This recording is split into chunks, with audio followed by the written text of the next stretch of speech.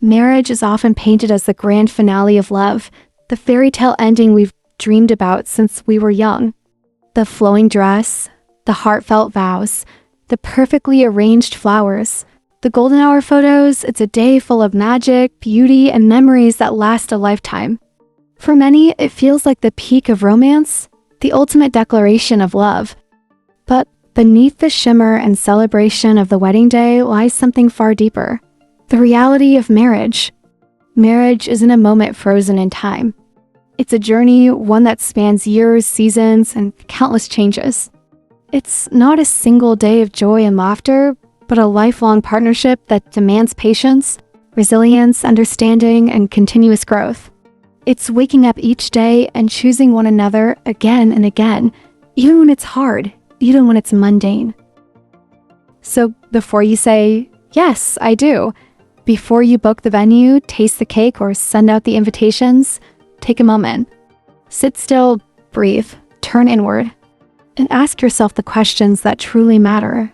The ones that don't make it to Instagram, the ones that don't get printed in glossy wedding magazines, the ones that no one tells you to ask but will shape every chapter that comes after the honeymoon ... Here are 10 essential questions to ask yourself before you take that leap. Not to scare you, but to center you. Not to cast doubt, but to guide you toward the kind of love that endures, not just the one that dazzles for a day. 1. Am I in love with this person or just afraid of being alone? Loneliness is one of those quiet emotions that can feel overwhelmingly loud. It doesn't always arrive with tears or dramatic moments. Sometimes it's just a dull ache in the background of your day. A heaviness when you walk through the door to an empty room, or the sting of seeing yet another engagement announcement on your feed. It doesn't yell, but it whispers in persistent ways that you're falling behind, that everyone else is building something, a life, a home, a forever, and you're just standing still. It plants seeds of doubt, convincing you that maybe there's something wrong with you. Maybe if you were better, smarter, more attractive, more together, you'd be loved by now. And then someone comes along. Someone who sees you, listens to you, texts you back. Someone who's kind, available, emotionally present, or at least present enough. And in the middle of that aching void, they feel like a life raft. A way out of the silence, the longing, the questions. Suddenly, the emptiness isn't so loud. The nights aren't so quiet. You're not alone anymore. But here's the hard truth. Love that emerges from fear of being alone, of missing out, of never being chosen, isn't really love. It's a form of attachment, yes. But it's not rooted in deep knowing or genuine connection. It's a coping mechanism. A form of emotional survival dressed up in romantic language. When we choose someone out of desperation rather than desire, we don't give love the chance to be what it's meant to be, free, intentional, and whole. This is why it's so important to pause and ask yourself, if I felt completely content and grounded in my singleness, if I knew I was enough exactly as I am, would I still choose this person? Would I still be drawn to them, not out of need, but out of genuine love? So before you commit, before you invest your heart and your time, take a moment to check in with yourself. Make sure you're choosing love from fullness, not fear. From clarity, not scarcity. From truth, not loneliness. Only then can love truly thrive. 2, can I truly be myself when I'm with them? Do you feel safe enough to be your full, unfiltered self with the person you love?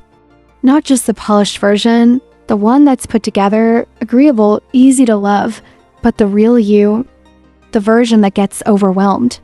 The version that sometimes cries without knowing exactly why. The one who has big dreams that sound a little wild, ideas that don't always make sense, moods that ebb and flow. The part of you that laughs too loudly at your own jokes, that gets excited over small things, that rambles on about what you love without needing to censor your enthusiasm. The side of you that's quirky, messy, awkward, playful, deeply feeling, sometimes uncertain, sometimes too much, and sometimes not enough. Can you bring that version of yourself into the relationship and still feel loved, respected, valued? Because in healthy love, safety is the foundation. You don't have to tiptoe around someone's ego. You don't have to shrink yourself to be palatable, to avoid conflict, or to be easier to love. You don't have to constantly second-guess whether your truth will push them away. There's space for all of you, not just the convenient parts. There's space for your joy and your grief, your confidence and your doubt. In a real, grounded relationship, you are allowed, no encouraged, to take up space. You don't walk on eggshells in healthy love.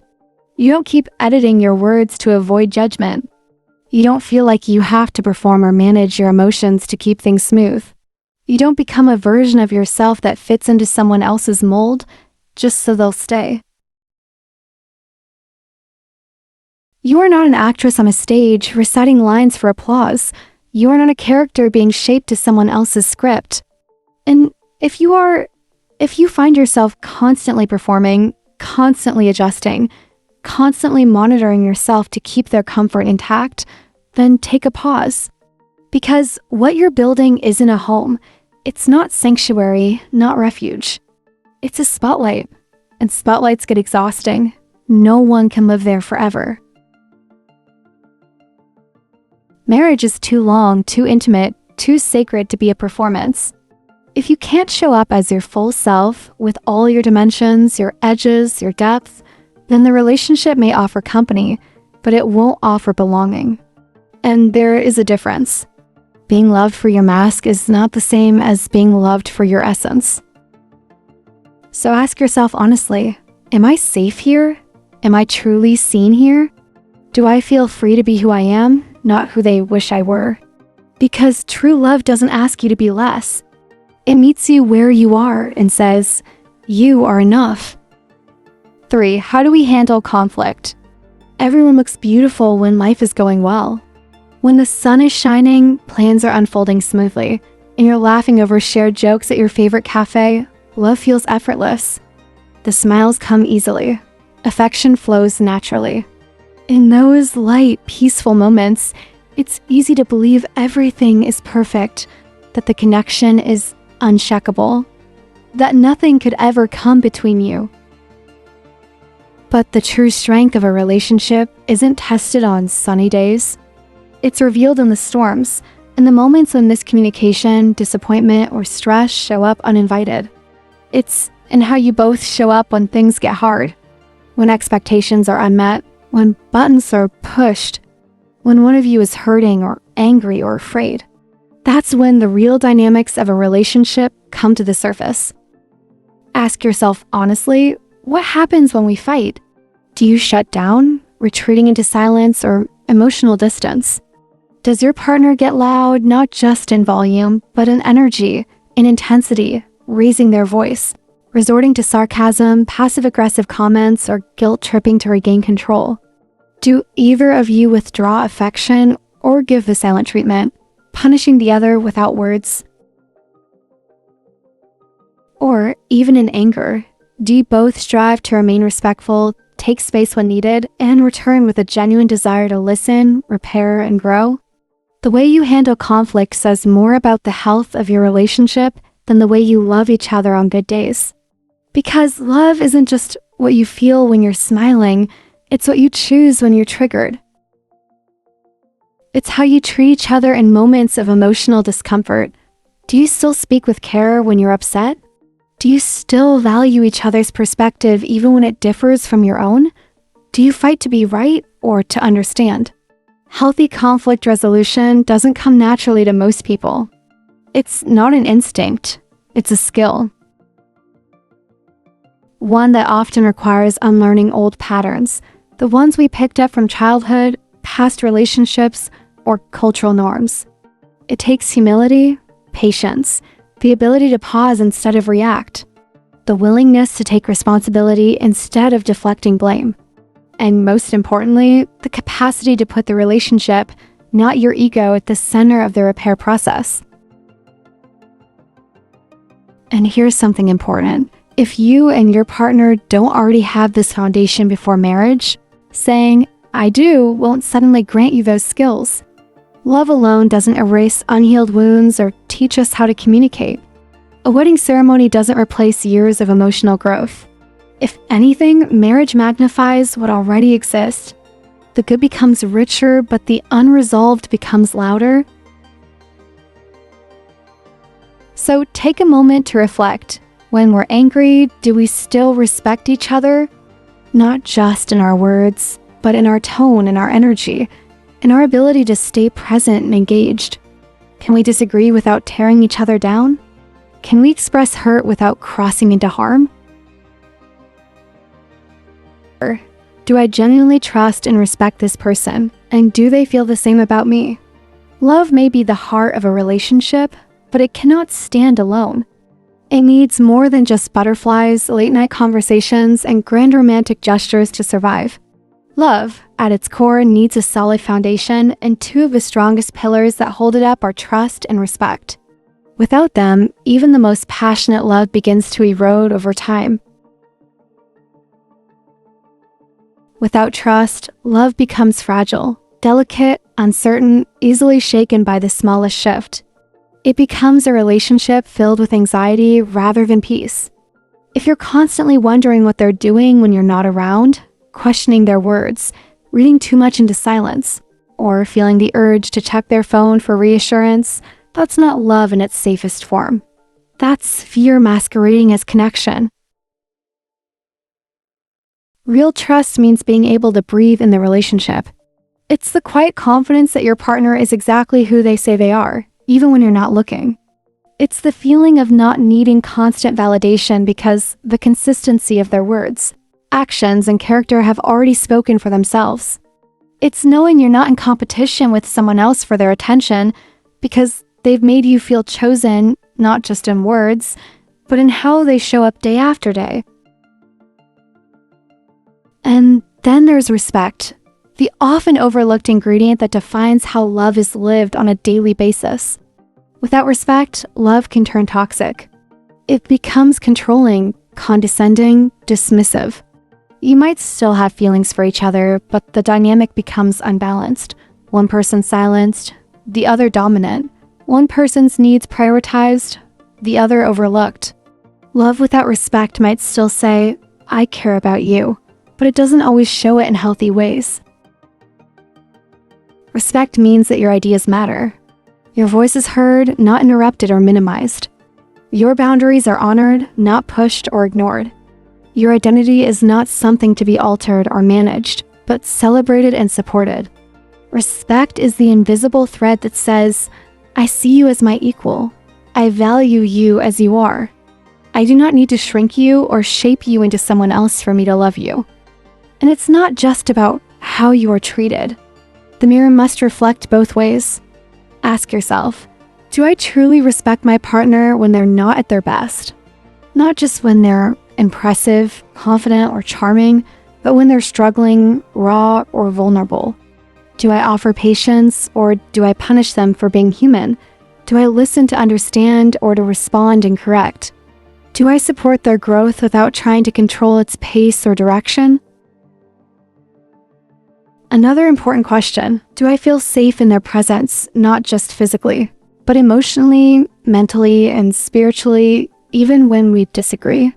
Can I express my truth without fear of being mocked, dismissed, or emotionally shut out? Can we disagree and still hold space for each other's perspectives without power games or punishment? In the end, love isn't proven in picture-perfect moments. It's revealed in the quiet, ordinary, and often difficult spaces where trust is tested, respect is required most.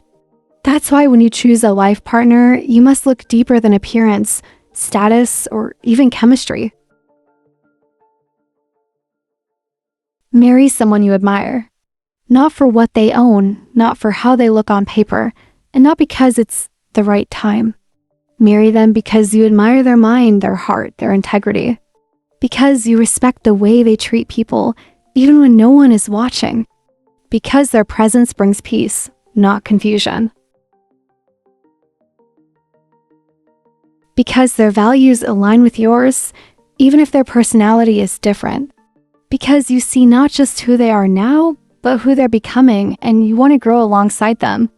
Anyone can be charming in the beginning, But admiration, deep, lasting admiration, that's the soil where real love grows. 5. Do we share the same core values and long-term vision? It's a comforting idea, isn't it? That love alone is enough to sustain a relationship? That as long as you have chemistry, laughter, and a powerful emotional connection, everything else will fall into place. And while love is absolutely essential, it's not always enough, not if the deeper layers of your lives are pulling in opposite directions. The truth is, you don't have to agree on everything. You can like different music, have different hobbies, come from different cultures, or express yourselves in different ways. In fact, those differences can add richness to your connection, opening each other's eyes to new experiences and perspectives. Love doesn't demand sameness, but it does require alignment. When it comes to the core values that shape a life, the fundamentals, being on the same page matters far more than we often admit. Because butterflies fade. Chemistry changes. The early spark, while magical, is meant to be just that, a spark. What keeps a relationship burning years later through the ordinary days and inevitable challenges is shared vision. Ask yourself, how do we each view money? Is one of us a spender and the other a saver? Do we agree on what financial security looks like and what sacrifices we're willing or unwilling to make for it? What are our thoughts on children? Do we both want them? If so, when? How many? And how do we imagine parenting? What values do we want to pass on? How do we relate to our families? Are we expected to support them financially? How involved will they be in our lives? Are we comfortable with each other's family dynamics? What are our spiritual or religious beliefs, and how important are they to each of us? Are there any non-negotiables? How will we navigate differences in belief or practice? What kind of lifestyle do we want to build? Do we want a quiet, simple life or a fast-paced, ambitious one? How do we define success? Where do we want to live, city or countryside? Near family or far away? Are we open to relocating for work or growth opportunities? What are our beliefs around gender roles and responsibilities in a relationship or marriage? Are we aligned on how we divide labor, make decisions, and support one another? These might not be romantic questions, but they are real ones. They're the questions that determine whether you'll be able to build something together or constantly tug in different directions. Because even if you're madly in love now, it's worth asking, do we want the same kind of life? Not just in theory, but in practice. Are we aligned in our long-term vision, or are we avoiding the hard conversations because they're uncomfortable? What may seem like a small difference today, a conflicting idea about finances, a different view on parenting, a contrasting approach to work-life balance, can grow into a source of serious tension in 5 or 10 years if left unexamined. 6. Do I feel more peace or more anxiety in this relationship? There is a difference between excitement and chaos. Some relationships feel like roller coasters full of highs, drama, tension, then reconciliation. But passion that comes from emotional instability is not healthy love. It's trauma bonding. Peace may not be as intoxicating as adrenaline, but it's what your nervous system longs for. Ask yourself, do I feel calm when I'm with them or constantly on edge? 7. Do I want to be a wife or do I just want to be a bride? The wedding lasts one day. The marriage lasts, hopefully, a lifetime. Are you more in love with the Pinterest boards, the aesthetic, the applause, the fairy tale moment, than with the actual daily commitment of marriage? Being a bride is about the image. Being a wife is about the work, the partnership, communication, compromise, emotional labor. Don't marry for the moment. Marry for the journey. 8. Am I expecting them to change after we get married? Maybe you're telling yourself, they're just like this now because they're stressed. Once we're married, things will settle. They'll grow up. They'll stop doing XYZ. But here's the truth. Marriage doesn't fix people. It magnifies who they already are. If you're marrying a version of them that only exists in your imagination, that's not love. That's a project. and you deserve a partner, not a renovation. 9. Am I still connected to my identity, dreams, and independence? Have you put your passions on pause? Are you living only for their schedule, their needs, their goals? Do you still feel like you, or have you become an extension of them? Marriage doesn't mean erasing yourself. It's a union of two whole people, not one absorbing the other. If being with someone means losing yourself, it's not a partnership. It's a prison. 10. If no one knew we were married, no photos, no ring, no wedding, would I still choose them every day? Strip away the celebration, the approval, the status. Just imagine you and them waking up to each other in the quiet corners of life. Would you still choose them for who they are, not what the world sees? This question gets to the heart of it all. Because real love is about the invisible choices, the silent moments, the mundane days where you're simply together. Would you still say yes if love had no audience? Closing thoughts? These questions aren't meant to paralyze you. They're meant to empower you. Saying yes should never come from pressure, timeline, tradition, or fear. It should come from a place of deep knowing, a grounded, quiet certainty. Marriage is not a destination. It's not a trophy. It's a daily decision to love, grow, and choose someone, even when it's hard. So before you say I do, say I see myself. I see them. I see the life we're about to build. And only when that vision feels whole should you say yes. Because you're not just choosing a partner, you're choosing your future. Don't forget to like, share, and subscribe.